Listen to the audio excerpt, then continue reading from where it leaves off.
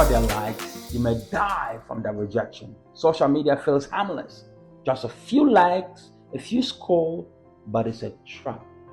A trap that is baited with validation.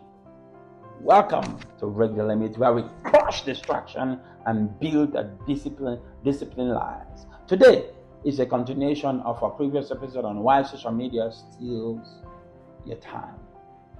We are exposing one of the biggest time thieves of our generation, social media, and how the craving for validation is quietly destroying many young people's focus, even sometimes adults, destroying their focus, destroying their identity, their purpose in life. Let's first talk about addiction nobody admits. Validation is an addiction. Validation can become a drug. The more people applaud you, the more you start to need it. But here's the danger. When your worth only depends on other people's approval, that rejection can feel like a death, like death to you, like a letdown. It can cause depression. Like I said in my last episode, if you live for people's acceptance, you may die from their rejection. That's not a bad prayer, that's a fact. Social media turns that craving to cycle. You post, you wait, you refresh, you check for like, you check for comment. You are not chasing connection, you are chasing confirmation. You start measuring your value based on what people say about you. Start measuring your value based on engagement. But what happened when the likes slow down? What happened when they scroll past your post? If you're not careful, you may crash. Because if validation becomes your drug, withdrawal becomes your breakdown. That is not freedom, that's emotional slavery. It's time to break the limit. It's time to break the addiction to applaud and build an identity that does not depend on outside facts. I love this quote from Ralph Waldo Emerson. It says that what lies behind us and what lies before us are tiny matters compared to what lies within us.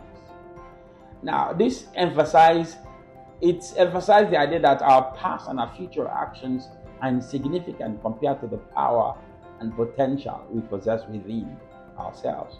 This quote suggests that focusing on our inner resource and capability is more impactful than dwelling on past regrets and future anxiety. I believe this quote originated from 1 John 4 verse 4. Apostle John said it like this. He said, "You have God little children, and you have overcome them, because greater is He who is in you than who is in the world." This verse emphasizes that we have victory over evil because the power of God within us is superior to the power of the world. It's superior to social media, it's superior to likes, superior to all these things that we use to validate ourselves. Let's make one thing clear. I'm not saying social media is bad. Obviously, I'm talking to you through one of this channel. Social media isn't just a harmless tool. Also, it's a system built to hijack, in some cases, hijack your attention and monetize your time. Every scroll, every swipe, every pause, it's not accidental. Many times it's engineered. This platform study your habit, feeds your craving, and keep you distracted. Because the longer you stay, the more people gain, and the more money they make over you, and the more you lose. You lose your focus, you lose your time, you lose your ability to go deep, to think longer, or to stay still, or to stay focused. Social media teach your brain to expect constant dopamine, but never gives you real fulfillment. And while you're being entertained, your vision is being delayed. While you're being entertained, let me repeat that again, your vision is being delayed. Awareness is power to break your addiction. Here's the truth.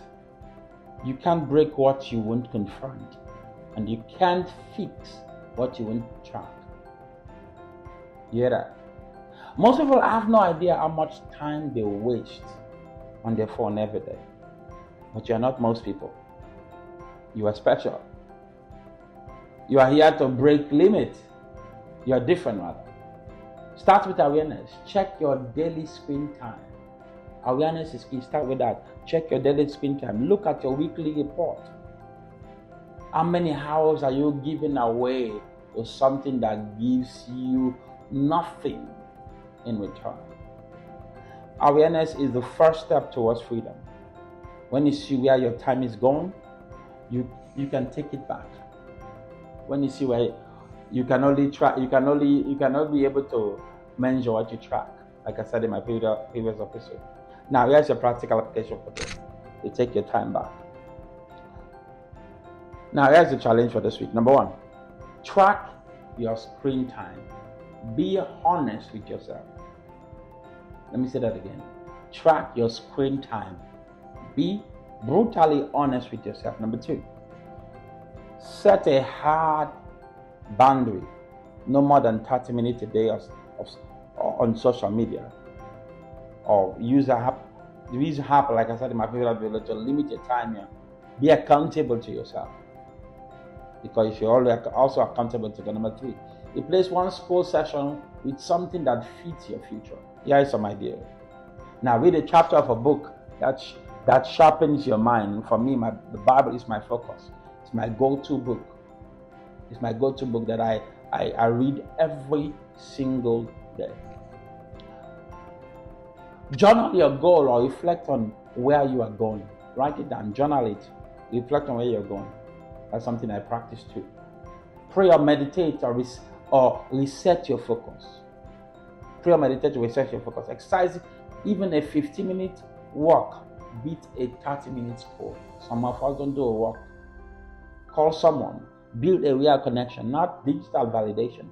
Call somebody. Stay off your phone. Call somebody. Stay off social media. Call somebody and talk to them. Learn something new. Watch a tutorial. Write something. Practice. Not just about distraction. You are investing in development. Don't let an app steal your calling. Time is your greatest currency.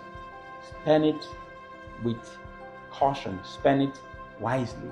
Spend it when you spend it wisely, you multiply it. In closing today, if this episode challenge you, share it with someone who needs it, and follow us as we break the limit for more truth to build your discipline in life and purpose every Monday, Wednesday, and Friday. And remember, you're not made to score, you're made to appeal. Thank you for listening, and I'll catch you in the next one.